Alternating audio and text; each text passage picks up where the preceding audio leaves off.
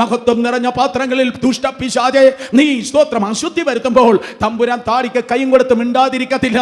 അവൻ ചെയ്യേണ്ടത് കൃത്യമായി ചെയ്യും. ദൈവത്തിന്റെ സഭയെ അശുദ്ധി വരുത്തുവാൻ വേണ്ടി ദൈവത്തിന്റെ സഭയിൽ അശുദ്ധിയെ പകരുമ്പോൾ തമ്പുരാൻ എഴുന്നേൽക്കും. ചില ദൈവ പ്രവൃത്തികളെ ദൈവം ചെയ്യും. ആ എഴുത്തുത വെളിപ്പെട്ടു. സ്തോത്രം. മൈക്കൽ ഏഞ്ചലോയുടെ ഹാൻഡ് റൈറ്റിംഗ് അല്ല ഏറ്റവും നല്ലത്. മൈക്കൽ ഏഞ്ചലോയെ സൃഷ്ടിച്ച ദൈവത്തിന്റെ ഹാൻഡ് റൈറ്റിംഗ് ആണ് ഏറ്റവും ബ്യൂട്ടിഫുൾ. പക്ഷെ ദൈവം ഇല്ലാത്തവന് അത് വായിപ്പാൻ കഴിയത്തില്ല. ദൈവം ഉള്ളവന് മാത്രമേ അത് വായിപ്പാൻ കഴിയത്തുള്ളൂ. വേറുള്ളവൻ വന്നു നോക്കി അവർക്കറിയത്തില്ല. നിങ്ങൾക്ക് ആ സ്റ്റോറി അറിയാം. ദാനിയേൽ വന്ന 4 വാക്ക് അന്യഭാഷ വായിച്ചു. പഴയ നിയമത്തിൽ ആരും അന്യഭാഷ പറഞ്ഞില്ല. പക്ഷെ പഴയ നിയമത്തിൽ ഒരുത്തൻ അന്യഭാഷ വായിച്ചു. ഒരു വിശ്വാസിയായി ഇരുന്നു കൊണ്ട് ഞാൻ ഏറ്റവും കൂടുതൽ സ്നേഹിക്കുന്ന, ബഹുമാനിക്കുന്ന, ഭയപ്പെടുന്ന ഒരേ ഒരു വ്യക്തിത്വമാണ് തൃത്വത്തിൽ മൂന്നാമനായ പരിശുദ്ധാത്മാവെന്ന് പറയുന്നത്. അതിൻ്റെ ഒരേ ഒരു കാരണം, പരിശുദ്ധാത്മാവിൻ്റെ സഹായത്തോടെയാണ് ഞാൻ യേശുവിൽ വിശ്വസിക്കുന്നതും ദൈവത്തെ പൂർണ്ണമായും മനസ്സിലാക്കുന്നതും. അതുകൊണ്ട് തന്നെ എല്ലാ ബഹുമാനത്തോടും, വളരെ ദൈവഭയത്തോടെ, അപ്പോൾ തന്നെ എല്ലാ അഭിമാനത്തോടും, വളരെ കോൺഫിഡൻ്റായി ഞങ്ങളിന്ന് സംസാരിക്കാൻ ആഗ്രഹിക്കുന്ന ഒരേ ഒരു വിഷയം അന്യഭാഷ എന്നുള്ളതാണ്. അതിൻ്റെ കാരണം മറ്റൊന്നുമല്ല, കഴിഞ്ഞ ചില നാളുകളായി സോഷ്യൽ മീഡിയയിൽ എല്ലാവരും ചർച്ച ചെയ്യപ്പെടുന്ന ഒരു വിഷയമാണ് മോഷ്ടാവ് പറഞ്ഞ അന്യഭാഷ.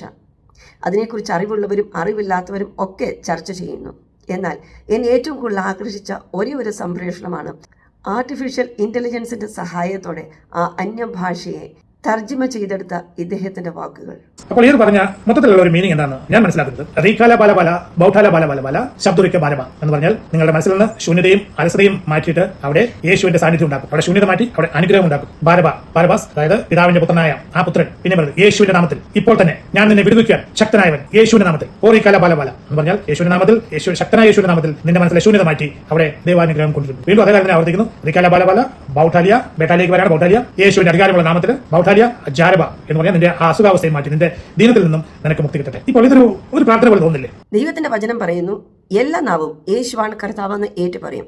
ആ നാവ് ആർട്ടിഫിഷ്യൽ ആയാലും ഒറിജിനൽ ആയാലും. ഒരുവന്റെ മേൽ പരിശുദ്ധാത്മാവ് വരുമ്പോൾ ആദ്യം അവന് ശക്തി ലഭിക്കുന്നു. പിന്നീട് പരിശുദ്ധാത്മാവ് അടയാളമായിട്ട് അന്യഭാഷ അടയാളത്തോടുകൂടി അവൻ അന്യഭാഷകളെ സംസാരിക്കുന്നു. ഇതാണ് ഞങ്ങളുടെ അനുഭവം. അത് പെന്തക്കോസ്തുകാരുടെ കുത്തകയല്ല, എന്നാൽ പെന്തക്കോസ്തിന്റെ ഐഡന്റിറ്റി തന്നെയാണ്. നിങ്ങൾ മാതൃഭാഷ പറയുന്നത് കുറച്ചിട്ട് പിതാവിന്റെ ഭാഷയിൽ പറയുന്നത് അങ്ങ് കൂട്ടിയാൽ മതി. ഞങ്ങളെ സംബന്ധിച്ചിടത്തോളം ഞങ്ങൾക്കൊരു മാതൃഭാഷയുണ്ട്, അതാണ് മലയാളം. എന്നാൽ ക്രിസ്തുവിൽ ജനിച്ചതുകൊണ്ട് ഞങ്ങൾക്കൊരു പിതാവുണ്ട്. ആ പിതൃഭാഷയിൽ സംസാരിക്കുന്നതാണ് അന്യഭാഷ, അല്ലെങ്കിൽ വളരെ സരളമായി പറഞ്ഞാൽ സ്വർഗീയ ഭാഷ. അന്യഭാഷകൾ സംസാരിക്കുന്നവൻ മനുഷ്യനോടല്ല ദൈവത്തോടത്രേ സംസാരിക്കുന്നത്. ഇനിയും ഞാൻ എൻ്റെ അനുഭവം എന്ന് പറയാം.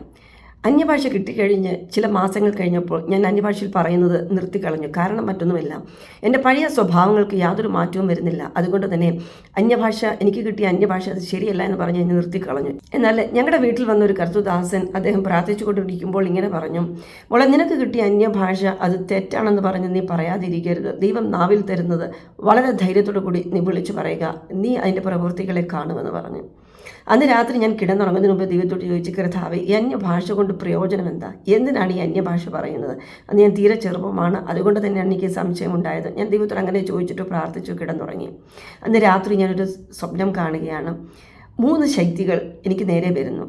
അത് വ്യക്തികളായിട്ടാണ് ഞാൻ കാണുന്നത്. ഈ വ്യക്തികൾ എനിക്ക് നേരെ വരുന്നു. ഈ വ്യക്തികളെ കണ്ടപ്പോൾ ഞാൻ തിരിഞ്ഞോടി. ഇവരും എൻ്റെ പിന്നാലെ ഓടി. ഞാൻ അങ്ങനെ പറക്കുവാൻ തുടങ്ങി. ഈ ശക്തികളും എനിക്ക് പിന്നാലെ പറന്നു. അങ്ങനെ പറന്ന് ഒരു ആകാശത്തിൻ്റെ ഒരു പരിധി വരെ എത്തിയപ്പോൾ ഇവർക്ക് പിന്നെ തുടർന്ന് പറക്കുവാൻ കഴിയാതെ ഇവർ നിലംപതിച്ചു. ഇവർ നിലംപതിക്കുന്നത് കണ്ട് ഞാനും പിന്നാലെ ഇറങ്ങി വന്നു. ഇതെല്ലാം ഞാൻ പറയുന്നതും ഞാൻ ഓടുന്നതും പറക്കുന്നതുമെല്ലാം അന്യഭാഷ പറഞ്ഞുകൊണ്ടാണ്. അങ്ങനെ ഇവർ നിലത്തേക്ക് ഇറങ്ങിയപ്പോൾ ഞാനും നിലത്തിറങ്ങി വന്നു. ഒരു ഡോമെട്രിയിലേക്ക് ഇവർ 3 പേരും കയറി. ഇതിൻ്റെ പിന്നാലെ ഞാനും കയറി. അവർ ആ ഡോമെട്രിയിൽ കിടന്ന കട്ടിലിൽ ഈ 3 ശക്തികളും വന്ന് 3 വ്യക്തികളും വന്ന് കിടന്നുറങ്ങി. അപ്പം ഞാനും ഇതിൻ്റെ അടുത്ത് വന്ന് നിന്നു. പക്ഷേങ്കിൽ ഞാൻ ഈ ചെയ്യുന്നതും പറയുന്നതും നടക്കുന്നതും എല്ലാം അന്യഭാഷയിൽ പറഞ്ഞുകൊണ്ടാണ്. അങ്ങനെ ഇതിൻ്റെ അടുത്ത് വന്നപ്പോൾ എനിക്ക് അന്യഭാഷ നിർത്തിയിട്ട് ആരോടെങ്കിലും സഹായം ഒന്ന് ചോദിക്കണം എന്നുണ്ട്. പക്ഷേ എനിക്ക് ചോദിക്കാൻ പറ്റുന്നില്ല. കാരണം അന്യഭാഷ ഞാൻ പറയുന്നത് നിർത്തി കഴിഞ്ഞാൽ ഈ വ്യക്തികൾ ഉണരും. അതുകൊണ്ട് എനിക്ക് അന്യഭാഷ നിർത്താൻ പറ്റുന്നില്ല. ഞാൻ തുടർന്നും പറഞ്ഞുകൊണ്ടിരിക്കുകയാണ്. അതിൻ്റെ സ്വല്പം സ്പീഡൊന്ന് കുറഞ്ഞാൽ പോലും ഇവർ കണ്ണു തുറക്കും. കണ്ണു തുറന്നാൽ ഇവരെന്നെ ആക്രമിക്കും. അതുകൊണ്ട് ഞാൻ നിർത്താതെ അന്യഭാഷ പറഞ്ഞുകൊണ്ടിരിക്കുന്നു.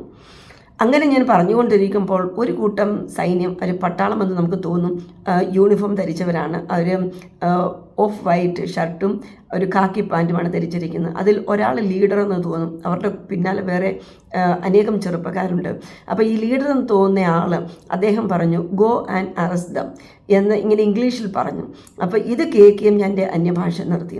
ആ കൂടെ ഉണ്ടായിരുന്ന ചെറുപ്പക്കാർ വന്ന് ഈ 3 വ്യക്തികളെയും വന്ന് അറസ്റ്റ് ചെയ്ത് കൊണ്ടുപോയി. അത് കഴിഞ്ഞപ്പോൾ എനിക്ക് നേരെ തിരിഞ്ഞിട്ട് ഇദ്ദേഹം ചോദിച്ചു, how did you talk with dum? എന്നോട് ചോദിക്കുന്നത് മൊത്തം ഇംഗ്ലീഷിലാണ്. അപ്പം ഞാൻ പറഞ്ഞു, എനിക്ക് ഇവരുടെ ഭാഷ അറിയത്തില്ല. I don't know there language but I know heavenly language. എനിക്ക് അവരുടെ ഭാഷ അറിയത്തില്ല, പക്ഷേ എനിക്ക് സ്വർഗീയ ഭാഷ അറിയാമെന്ന് പറഞ്ഞു. വളരെ ആശ്ചര്യത്തോടെ അദ്ദേഹം എന്നോട് ഇങ്ങനെ ചോദിച്ചു, oh do you know heavenly language, then come let me talk with you എന്ന് പറഞ്ഞുകൊണ്ട് എന്നെ റൂമിലേക്ക് കൊണ്ടുപോയി സംഭവിച്ചതെല്ലാം അദ്ദേഹം ഡോക്യുമെൻ്റ് ചെയ്തെടുക്കുന്നതാണ് ഞാൻ ആ സ്വപ്നത്തിൽ കണ്ടത്. ഇത്രയും ഞാൻ കണ്ടു. കണ്ണു തുറന്ന് ഞാൻ എഴുന്നേറ്റിരുന്നു. അപ്പോഴത്തേക്കും നേരം വെളുത്തിരുന്നു.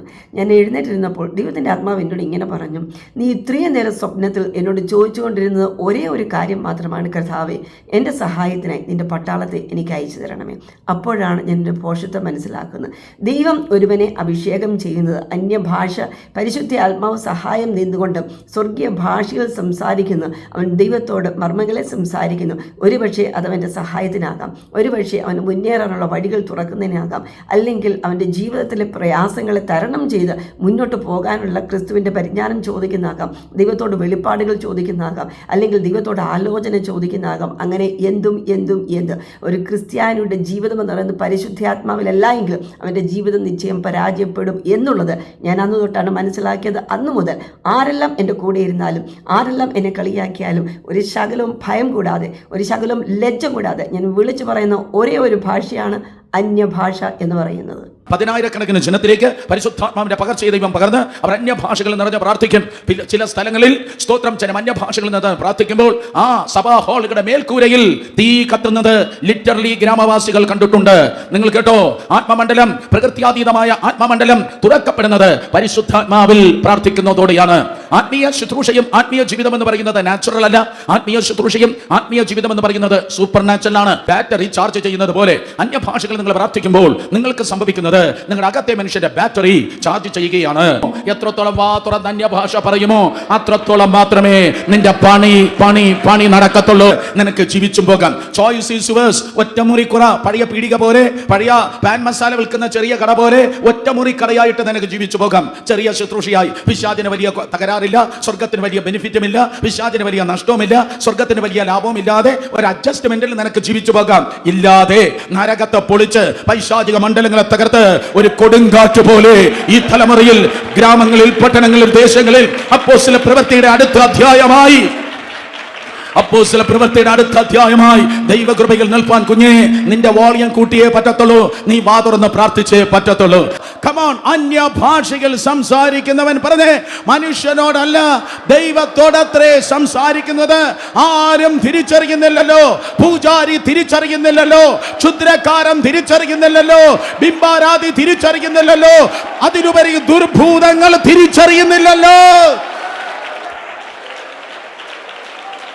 ജയഭാഷ, ശത്രുവിന് മനസ്സിലാകാത്ത ജയത്തിന്റെ ഭാഷ, ശത്രുവിന്റെ പാളയത്തിൽ കൺഫ്യൂഷൻ ഇടുന്ന ജയത്തിന്റെ ഭാഷ. അന്യഭാഷയിൽ എപ്പോൾ സംസാരിക്കുന്നു അവിടെ ഒരു റിസൾട്ട് ഉണ്ട്.